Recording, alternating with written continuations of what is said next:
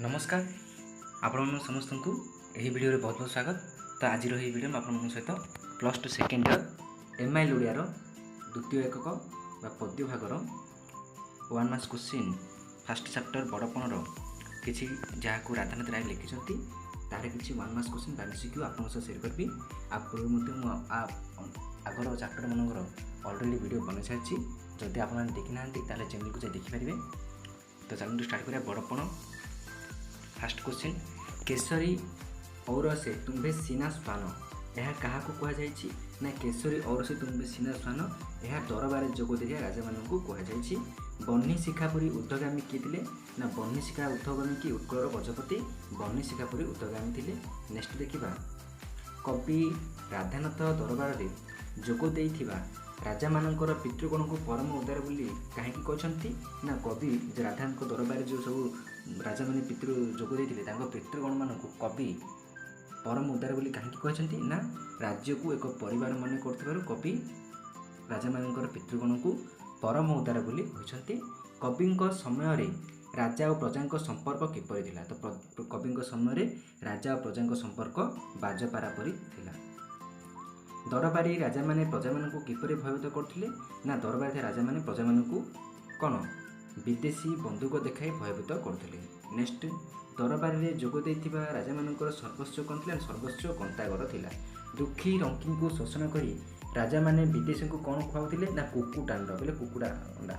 राजा माने किपरि निजर मालखाना पूर्ण करथिले ना किपरि ना जरिमाना आदाय करी सब मालखाना पूर्ण करथिले। नेक्स्ट धन अर्जन सफलता कि सुव्यय थाए धन अर्जन सफलता सुव्यय रही है। नेक्स्ट देखा विश्व विजयी अलेक्जेंडर समुद्र कूल में पहुँची कहीं कांदी पकाइले कहीं आउ जय करने को राज्य नथिबारु विश्व विजयी कौन अलेक्जेंडर समुद्र कूल में पहुँची कांदी पकाई थिले। नेक्स्ट देखा आसी फेरी गली शून्य हस्ते उत्तरी कह अलेक्जेंडर विश्व विजयी अलेक्जेंडर भंगा माठियारू पानी बोही जावा परी मनुष जीवन कौन सरजाए आयु सरजाए जपरी भंगा माठियारू पानी बही जाए टोपा टोपा कर बोही जाए ठीक से आम जीवन मनुष्य जीवन आय कौन प्रति क्षण भंगा माठियारू पानी परी बोही जाए। मृत्यु बहुत अच्छी बोली मन करी जी हसु थाए तार किपरि गति घटे ना तार हसी हसी मृत्यु ता पछरे आसी बसे। जी मृत्यु दूर अच्छी बोली मन करी भाभी हसब मृत्यु कौन कर ना हसी हसी ता पछरे आसी बसीज। आयु बढ़िले जीवन मायार प्रभाव किपरि हुए ना आयु बढ़ीगले जीवन मायार प्रभाव छाया परी बढ़ी जाए। नेक्स्ट देखा विधाता धर्म रूपक पुत गढ़ी कहीं ना संसार बायु अतिक्रम करने विधाता धर्म रूपक पुत गढ़ी।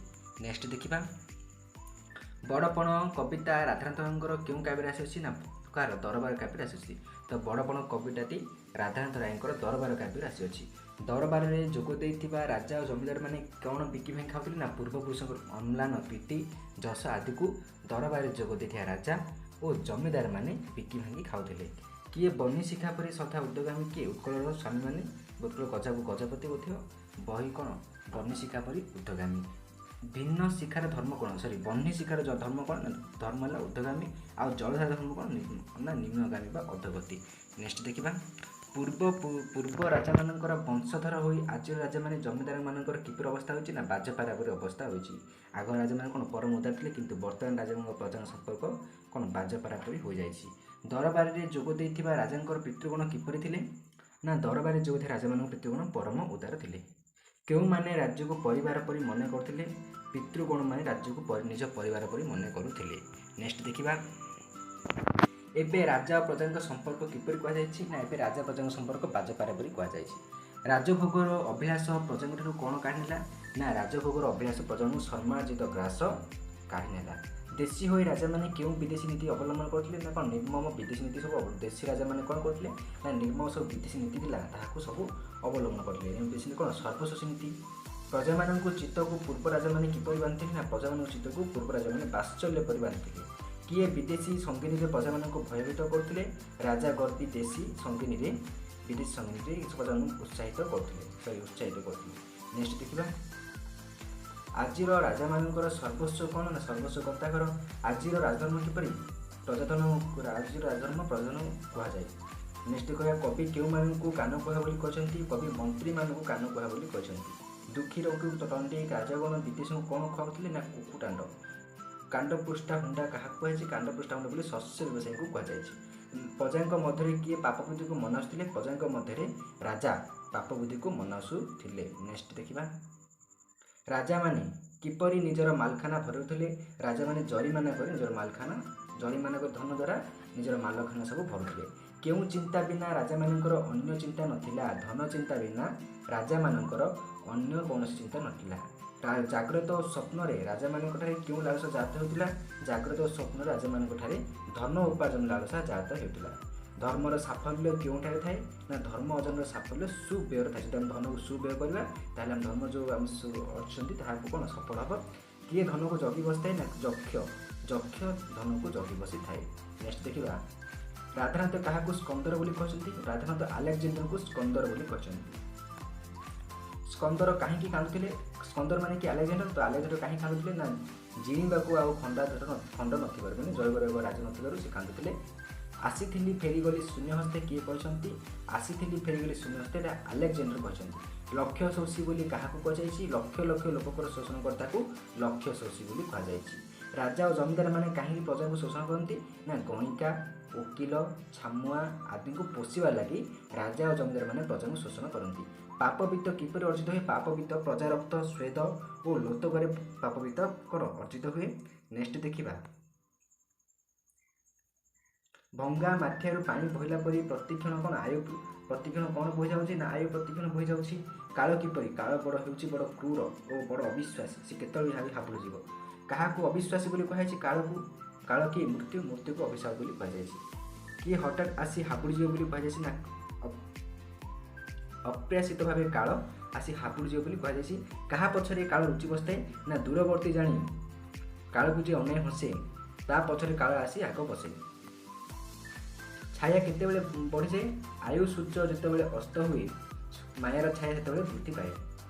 राधानाथ माया को क्या तुलना करछंती राधानाथ माया को छाया सह तुलना करछंती। मायार चेर भेदी गले कि क्षति हुए मायार चेर जी बढ़ी जाए अंततः से उपाड़ा बढ़ी थाए अर्थात जम जंत्रणा से बढ़ी थाए। अंतक कि अंतक होउछन जम यह मनुष्यर अंत घटाई था कि जम अंतक। नेक्स्ट देखा बेल थाउ थाउ कौन अर्जन करने को कवि परामर्श देते बेल थाउ थाउ धर्म अर्जन करने को कवि परामर्श देते। संसार में जन्मफल कौन मिले ना जन्मफल कौन बड़पण मिले। नेक्स्ट देखा बड़पण किपरि चिरस्थायी हुए बड़पण धर्म द्वारा चिरस्थायी हुए रहे। विधाता कि पोत कर विधाता धर्म रूप कौन पोत कर भगवान कहीं धर्म पोत कर ना संसार बारिदी को पारिदी कर पार होगापी भगवान धर्म रूपक पोत कर। संसार को कवि क्या तुलना कर संसार को कवि बारिदी सह तुलना कर। संसार में महत्वपूर्ण कौन ना संसार में महत्वपूर्ण हूँ धर्म। नेक्स्ट देखा संसार सबू बड़पण को कवि कौन बोली कहते संसार सब बड़पण को कवि तोक सार बड़पण बा अढ़ई दिनिया बोली कहते। दुई लोकी साधन बोली कवि क्या कहते दुई लोक जहाँ साधित हुए अर्थात स्वर्गलोक और मर्त्यलोक जो सुकार्य रूपक बड़पण द्वारा अर्जन कराए कौन कवि दुई लोक साधन बोली कहते। क्यों बड़पण मूर्ति बदल कवि परामर्श देते कवि तुकसार बड़पण लालस बा लालसार मूर्ति बदल परामर्श देते। नेक्स्ट देखा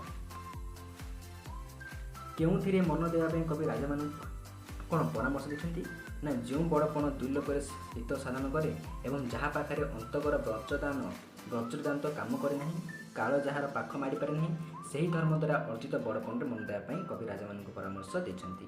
निजे उच्च हो कौन लाभ करने कवि राजा मान परामर्श देते निजे उच्च हो उच्चतर गति लाभ करने कवि राजा मान परामर्श देते।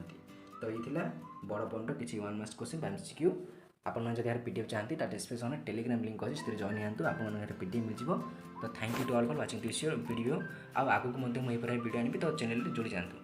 तो thank you to all for watching this video.